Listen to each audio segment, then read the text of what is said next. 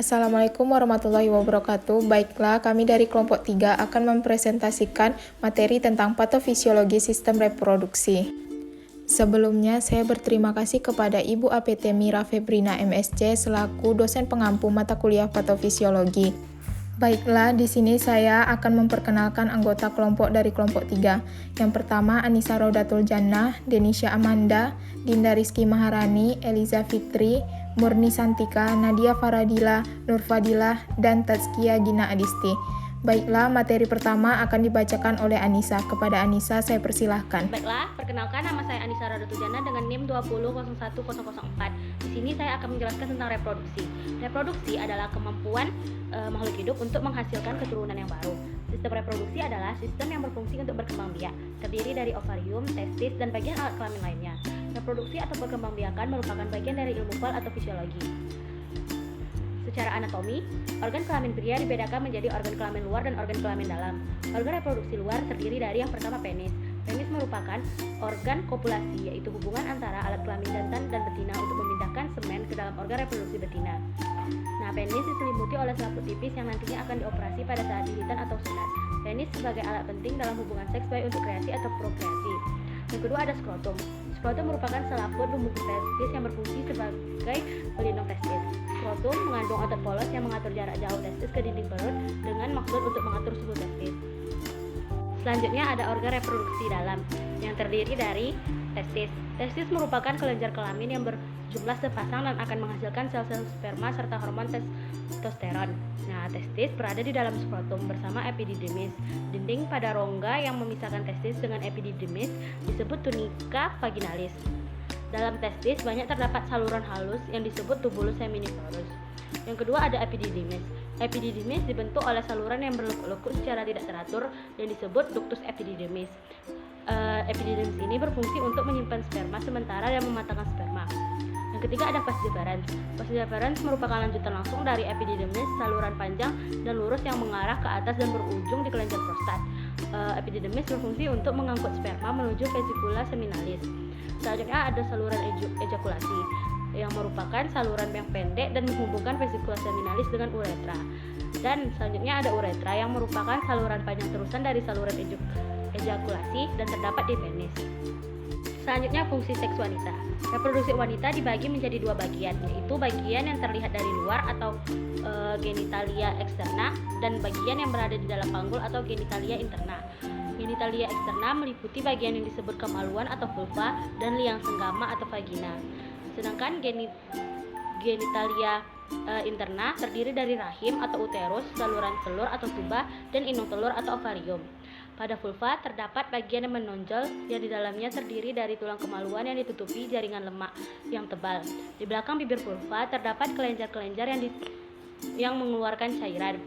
Nah, di ujung atas bibir terdapat bagian yang disebut klirotis, merupakan bagian yang mengandung banyak urat-urat syaraf. Di dalam klirotis agak ke dalam terdapat lubang kecil yang merupakan lubang saluran air seni atau uretra. Vagina yang merupakan saluran dengan dinding elastis, tidak kaku seperti dinding pipa.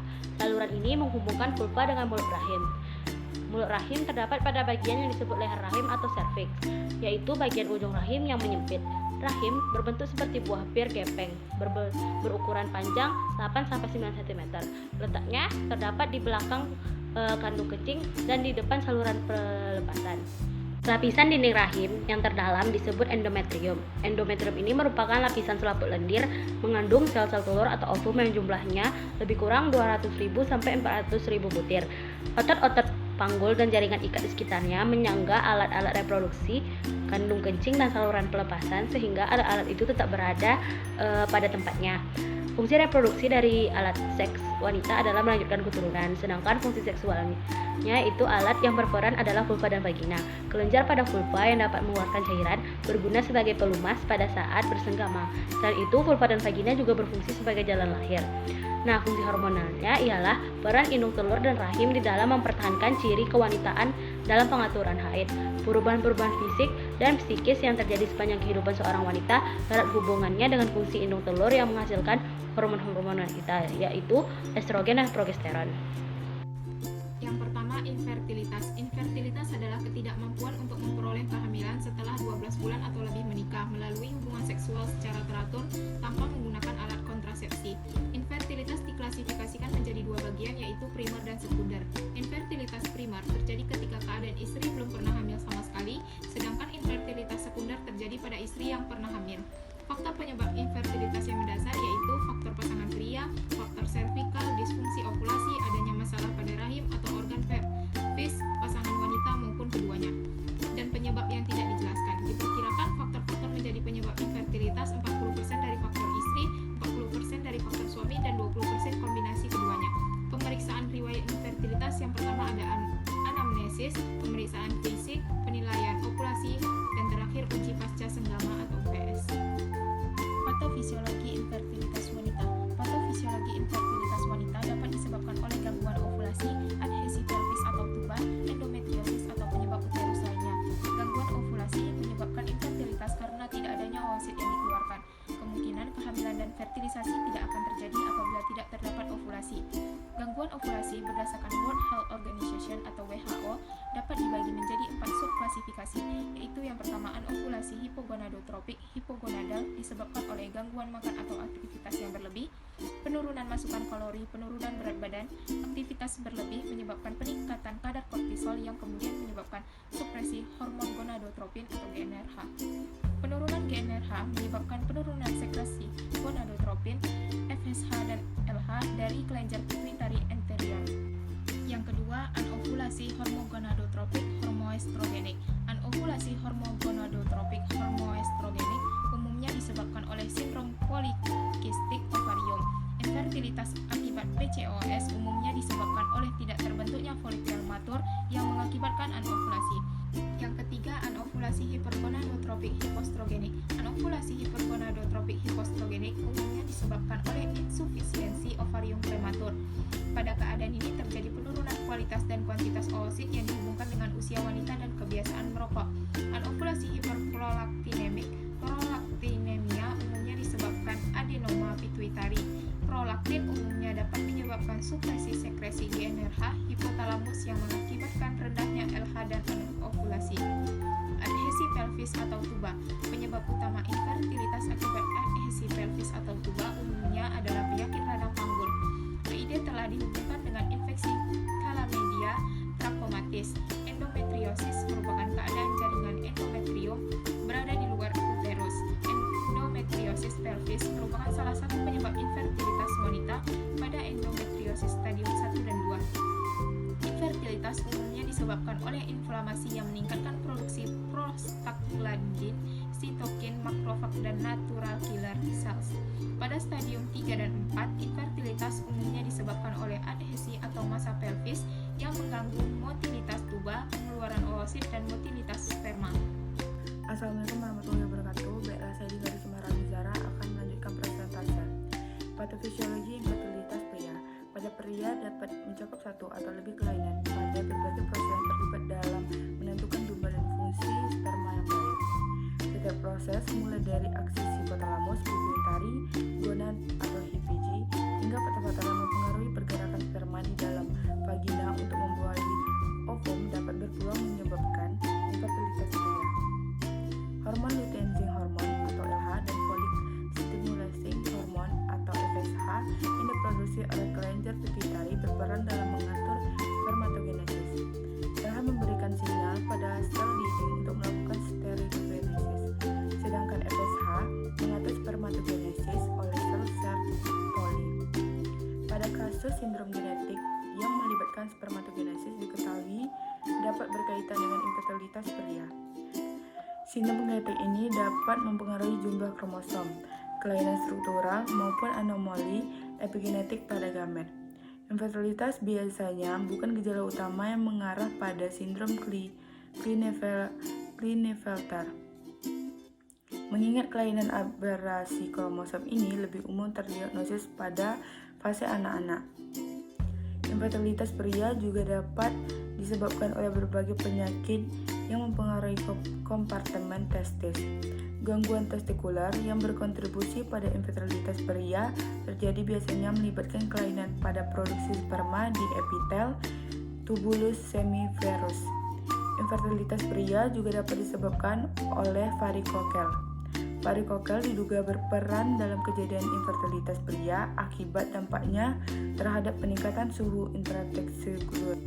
Akibat gangguan pada sistem pertukaran panas antara plexus tendiniformis dengan sistem arteri sentral dan vena di sekitarnya, infertilitas juga dapat disebabkan oleh berbagai bentuk gangguan ejakulasi akibat kelainan anatomi, fungsional, dan neurologis. Baiklah, selanjutnya yaitu tentang etiologi. Terdapat beberapa faktor penyebab infertilitas yang mendasar, yaitu faktor pasangan pria, faktor servikal, disfungsi ovulasi, adanya masalah pada rahim atau organ pelvis pasangan wanita, maupun keduanya, dan penyebabnya yang tidak dijelaskan. Diperkirakan faktor-faktor menjadi penyebab infertilitas 40% dari istri, 40% dari faktor suami, dan 20% dari kombinasi keduanya. Baiklah, selanjutnya itu tentang pemeriksaan riwayat infertilitas. 1. Anamnesis. Anamnesis masih merupakan cara terbaik untuk mencari penyebab infertilitas pada wanita.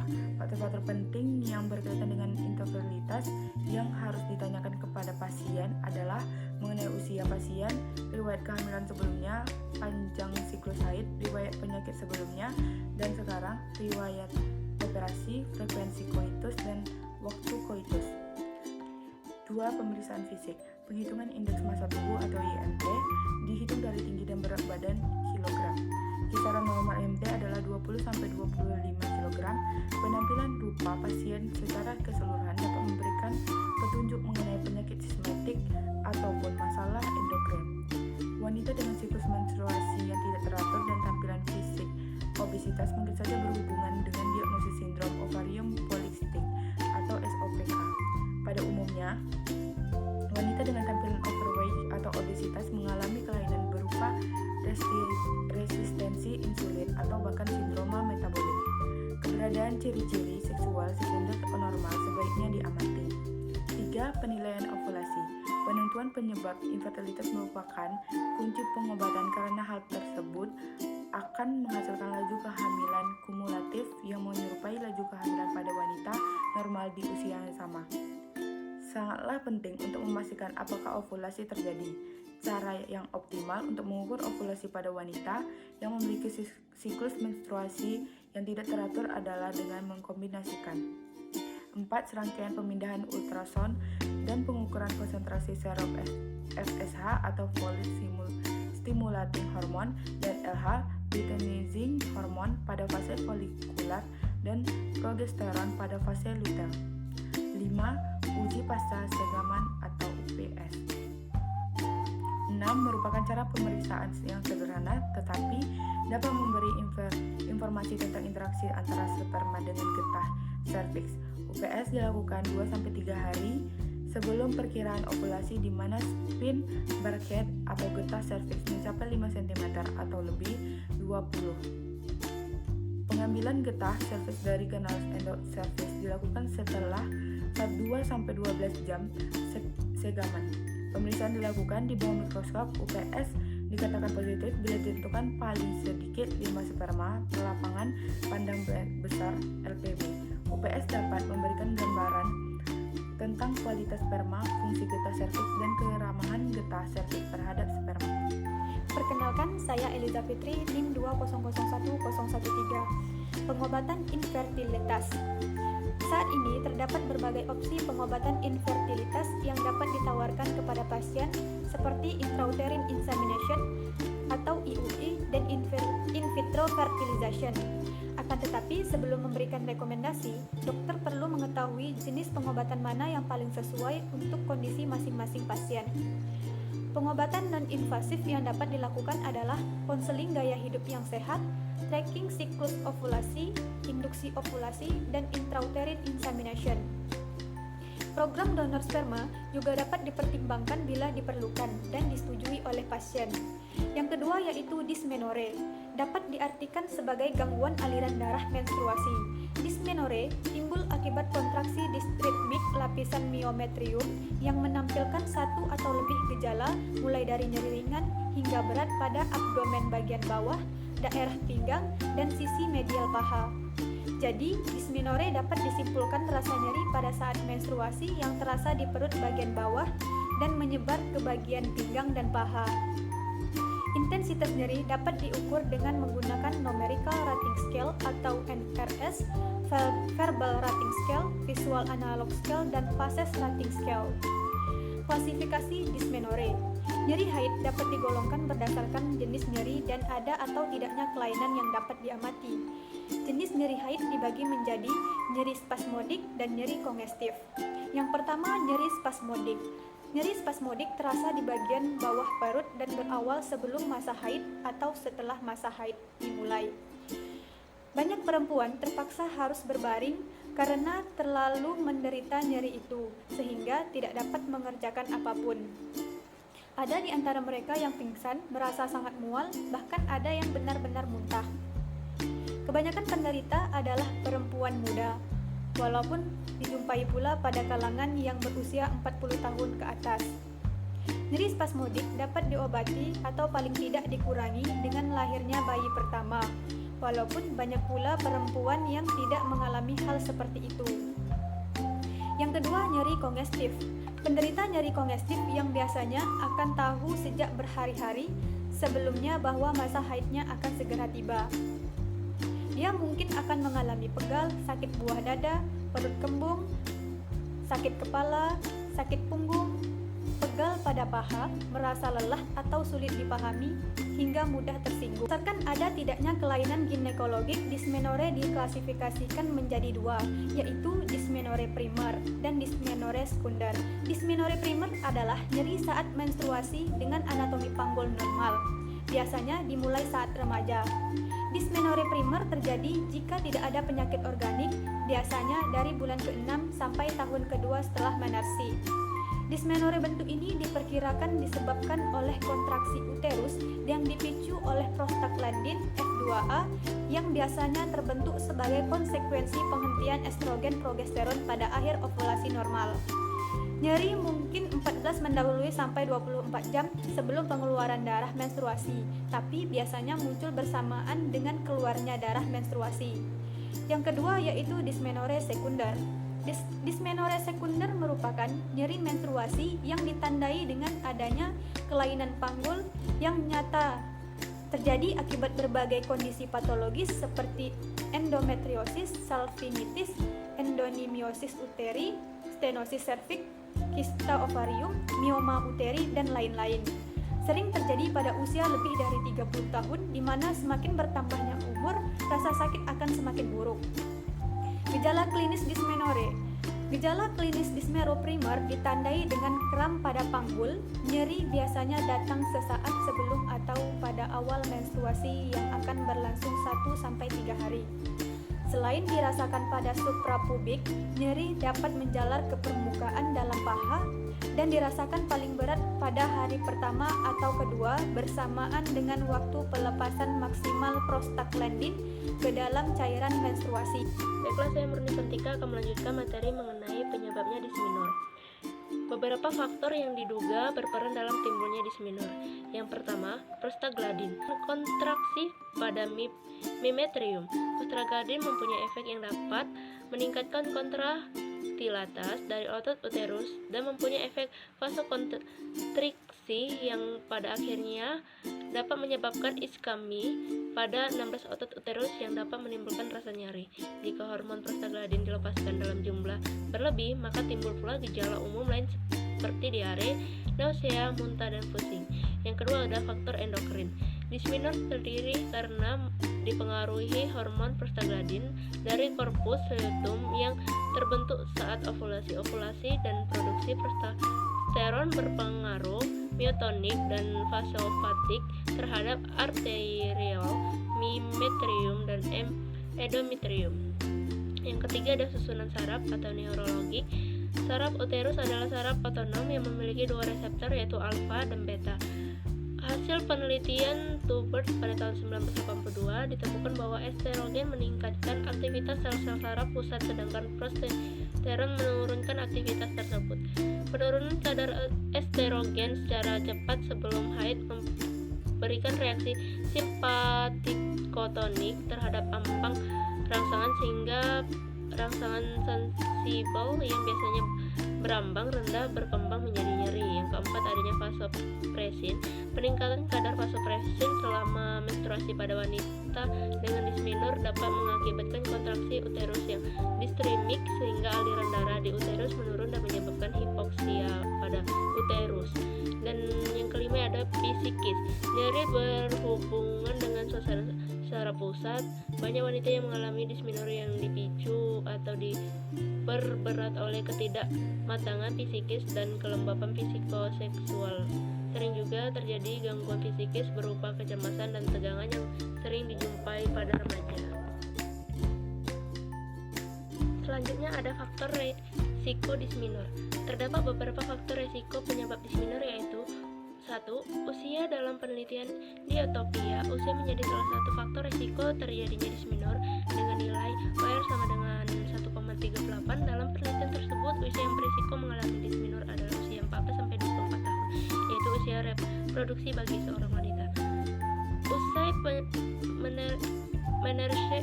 usia menerse yang awal, yaitu usia kurang dari 12 tahun, meningkatkan angka kejadian disminor, sedangkan wanita yang terlambat mengalami menstruasi menurunkan peradangan saat menstruasi dan dimulai saat siklus evolusi. Dan yang ketiga, adanya lamanya menstruasi. Menstruasi yang berkepanjangan menjadi faktor yang dapat meningkatkan intensitas disminor. Hal itu berkaitan dengan inflamatori saat menstruasi. Dan yang keempat, adanya aktivitas fisik. Dalam penelitian A.B. Bau pada tahun 2016 didapatkan bahwa wanita dengan aktivitas fisik yang rendah berisiko 0,39 kali mengalami disminor primer. Dan yang kelima, adanya penelitian Fajariati pada tahun 2012 mendapatkan bahwa intensitas 20 disminor mengalami penurunan dari 4,48 menjadi 1,91 setelah melakukan aktivitas fisik secara rutin. Dan materi selanjutnya adanya endometriosis. Endometriosis adalah kondisi ketika jaringan yang membentuk lapisan dalam dinding rahim tumbuh di luar rahim. Jaringan yang disebut endometrium ini dapat tumbuh di indung telur, usus, tuba, kolofi, saluran telur, vagina atau di rektum, atau bagian akhir usus yang terhubung ke anus. Sebelumnya, menstruasi endometrium akan menebal sebagai tempat untuk menempelnya sel telur yang sudah dibuahi. Bila tidak dalam kondisi hamil, endometrium tersebut akan luruh lalu keluar dari tubuh sebagai darah menstruasi. Pada kasus endometriosis, jaringan endometrium di luar rahim tersebut juga ikut menebal, tetapi tidak dapat luruh dan keluar dari tubuh. Kondisi tersebut dapat menimbulkan keluhan nyeri, bahkan dapat menyebabkan kemandulan atau infertilitas wanita. Adapun stadium endometriosis terbagi menjadi 4 tingkatan, yaitu tergantung kepada lokasi, jumlah, ukuran, dan kedalaman lapisan endometrium. Berikut ini adalah 4 tingkatan endometriosis. Dari ciri-cirinya, ada endometriosis minimal. Muncul jaringan endometrium yang kecil dan dangkal di indung telur. Peradangan juga dapat terjadi di sekitar rongga panggul. Yang kedua, adanya endometriosis ringan. Terdapat jaringan endometrium yang kecil dan dangkal di indung telur dan dinding panggul. Yang ketiga, ada endometriosis menengah. Terdapat beberapa jaringan endometrium yang cukup dalam di indung telur. Dan yang terakhir, adanya endometriosis berat. Terdapat jaringan endometrium yang dalam di indung telur, dinding panggul, saluran indung telur, dan usus. Baiklah, materi selanjutnya adalah penyebab dan gejala endometriosis. Endometriosis diduga terkait dengan gangguan sistem kekebalan tubuh atau aliran darah yang berbalik arah. Kondisi ini umumnya ditandai dengan beberapa gejala seperti nyeri di perut bagian bawah dan panggul, volume darah yang berlebihan saat menstruasi, dan saat buang air besar serta buang air kecil. Berikutnya adalah pengobatan endometriosis. Pemilihan metode pengobatan tergantung berdasarkan tingkat keparahan dari pasien. Yang pertama yaitu pemberian obat inflamasi non-steroid. Yang kedua yaitu terapi hormon untuk menghentikan produksi hormon estrogen. Yang ketiga yaitu prosedur operasi. Berikutnya yang keempat yaitu Polycystic Ovarian Syndrome atau PCOS, yaitu gangguan hormon yang terjadi pada wanita di usia subur. Penderita ini mengalami gangguan menstruasi dan memiliki kadar hormon maskulin yang berlebihan. Hormon androgen yang berlebih pada penderita PCOS dapat mengakibatkan ovarium atau indung telur memproduksi banyak kantong-kantong cairan. Akibatnya sel telur tidak berkembang secara sempurna. Akibat dari PCOS ini yaitu yang pertama dapat menyebabkan penderita yang tidak subur serta lebih rentan mengalami tekanan darah tinggi. Penyebab PCOS ini yaitu yang pertama kelebihan hormon insulin, yang kedua itu faktor genetik. Berikutnya itu diagnosa dari PCOS. Yang pertama yaitu tes darah, yang kedua USG panggul, yang ketiga yaitu jika penderitanya sudah menderita PCOS, maka dokter akan melakukan untuk mendeteksi apakah terjadi komplikasi akibat dari PCOS. Pengobatan Polycystic Ovarian Syndrome atau PCOS. Yang pertama ada perubahan gaya hidup. Dokter akan merekomendasikan olahraga dan diet kalori untuk menurunkan berat badan. Hal ini karena gejala sindrom ovarium polikistik akan mereda seiring penurunan berat badan penderita. Olahraga juga berguna untuk meningkatkan efektivitas obat dan membantu meningkatkan kesuburan penderita PCOS. Yang kedua yaitu obat-obatan. Dokter dapat memberikan kombinasi pil KB dengan obat lain untuk mengontrol siklus menstruasi.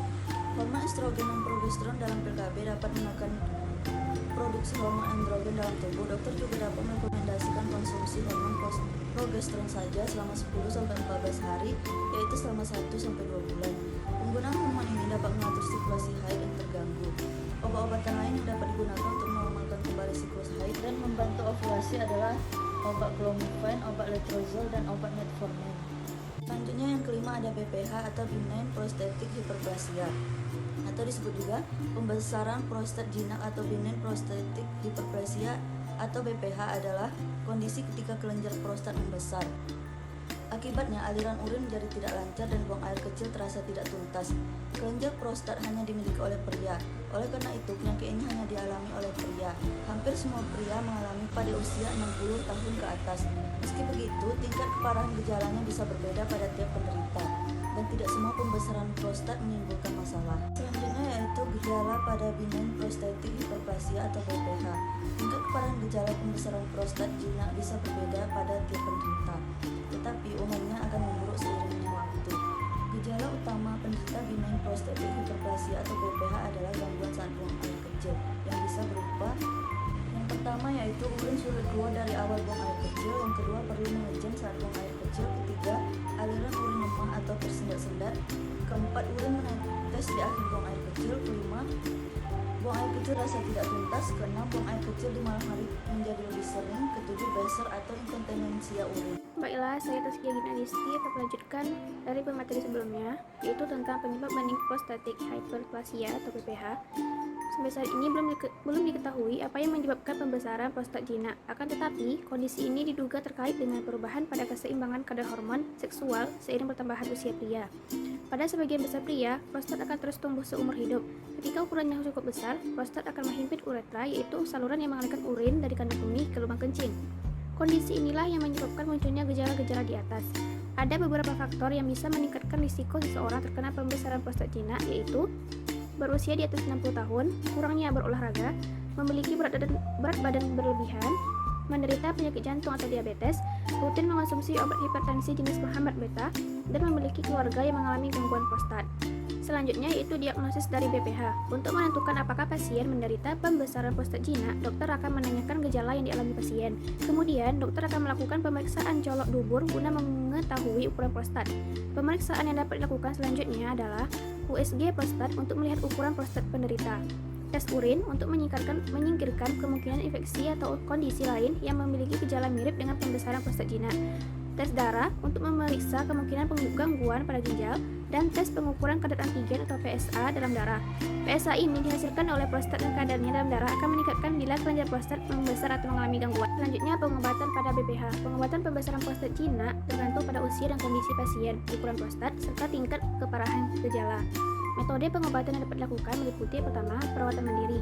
Bila gejala yang dirasakan tergolong ringan, pasien bisa melakukan penanganan secara mandiri untuk meredakan gejala, yaitu dengan pertama menghindari minum apapun 1 atau 2 jam setelah tidur, membatasi asupan minuman yang mengandung kafein dan alkohol, membatasi konsumsi obat pilek yang mengandung dekongestan dan antihistamin, tidak menahan atau menunda buang air kecil, membuat jadwal untuk buang air kecil misalnya tiap 4 atau 6 jam, menjaga berat badan ideal dengan menjalani pola makan yang sehat, berolahraga secara teratur, dan rutin melakukan senam kegel, dan mengelola stres dengan baik. Obat-obatan. Bila pengobatan mandiri tidak bisa meredakan gejala, dokter dapat meresepkan obat-obatan berikut, yaitu pertama penghambat alfa seperti tamsulosin untuk memudahkan buang air kecil, dan penghambat 5-alfa reduktase seperti finasteride atau dustasteride untuk menyusurkan ukuran prostat.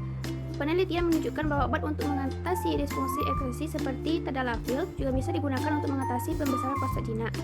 Yang selanjutnya yaitu pencegahan BPH. Pembesaran prostat jinak tidak dapat dicegah. Upaya pencegahan yang bisa Anda lakukan adalah mencegah agar gejalanya tidak semakin memburuk, yaitu dengan perawatan mandiri seperti yang telah dijelaskan di atas. Anda juga dapat mencegah kondisi semakin memburuk dengan segera memeriksakan diri ke dokter begitu mengalami gejala pembesaran prostat jinak. Dengan begitu, kondisi Anda dapat segera ditangani sebelum munculnya komplikasi. Demikianlah presentasi dari kelompok kami. Sekian, terima kasih.